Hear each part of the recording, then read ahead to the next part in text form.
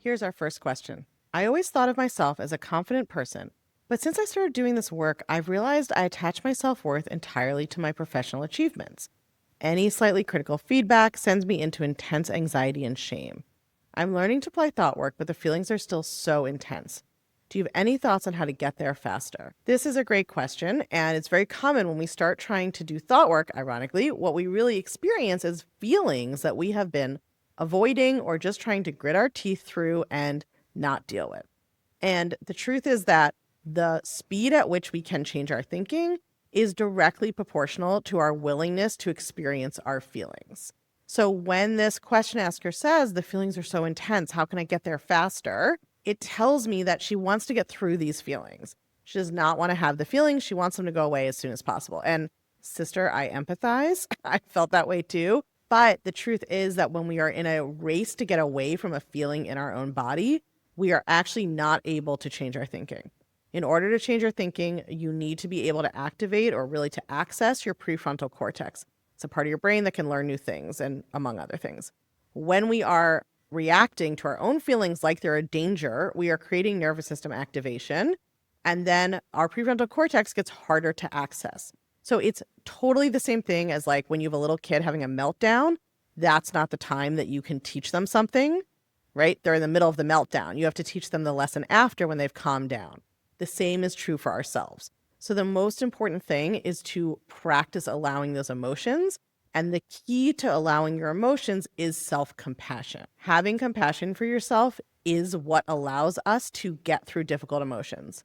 Just like, again, a little kid, it's easier for them to get through difficult emotions when they have a loving, supportive adult nearby who is not shushing them or yelling at them or shaming them, but is offering comfort and support and safety while they have this difficult time. We have to practice doing that for ourselves, right? Practicing thoughts like, it's okay to have this feeling. How human of me to have this feeling. I'm willing to have this feeling, or I'm trying to be willing to have this feeling, right? Creating self-compassion is what allows you to have that feeling, and then you will be able to change your thoughts more effectively. Here's our listener question. I have a scarcity mindset specifically around my job. Opportunities are coming up, but my company has a strategy to hire for diversity. And while I think that's a great thing, my brain keeps telling me there's less for me. And I can't stop resenting the people who get the jobs I want. I want an abundant mindset, but I don't know how to get there. This is a great question. And although I know the question asker thinks that the reason they're having these thoughts is because their company wants to hire for diversity, the truth is when you have a scarcity mindset, you will always find a reason to think there's not enough. So it's really not about that specific circumstance. It could be something else. Her brain would come up with some other reason if it wasn't that. The key thing is the belief that there's only so much opportunity to go around. There's only so much success to go around. And that is the belief that we have to change. It may be true that there's only so many of this exact job with this exact title in your current company. That's totally could be a circumstance, right? But that doesn't mean you can't be successful. That doesn't mean you can't have a similar role somewhere else if you don't get it at that company. That doesn't mean you can't find other ways to have the kinds of career experiences you want. Fundamentally, it's about believing that there is enough opportunity and success out there and that you are part of what creates that opportunity and success. Women are really socialized to believe that we're supposed to keep our head down and be good, and then somebody will reward us with opportunity and success. And that contributes to scarcity, right? Because it's, oh, there's only so much up top and they're going to dole it out, right? And I'm competing with everyone else down here to receive it. That way of thinking will keep you feeling very anxious and resentful of other people's success. When you take responsibility and ownership for creating your own success with how you show up, whether that's at your job, as an entrepreneur, or whatever, that's when you start to see that success isn't this limited pool that people at the top dole out, but it's something you actually need to create for yourself. Here's our listener question. I'm grappling with the idea of choosing thoughts that are useful rather than necessarily true. I'm a perfectionist and I worry that if I think whatever I do is enough, my work quality will actually suffer. How do I let myself off the hook without lowering the bar?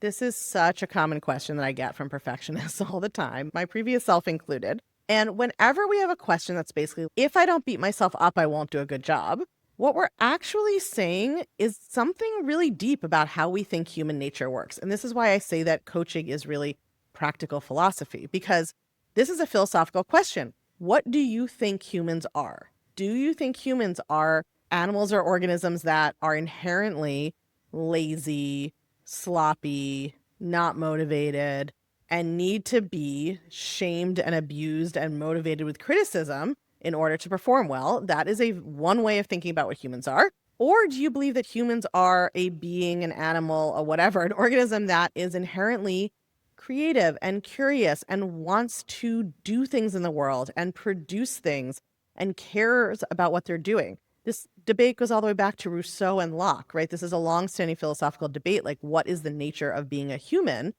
And are we inherently good or bad? Or in this case, am I inherently going to be motivated to do high quality work? Or do I really need to be abusing myself in order to get that out of me? You have to decide what you want to think. But I would suggest to you that when you look at little kids, you don't really see them lying on the couch, not interested in doing anything, right? They don't have that same self-critical thinking yet. And they are curious and creative, and they want to work on projects with each other, and they want to create things. They want to learn things. They want to be a participant in creating, cooperating, serving, all of it, right? And that's what I believe is our essential nature. So if we are motivating ourselves with criticism or abuse, we need to think about why we're doing that.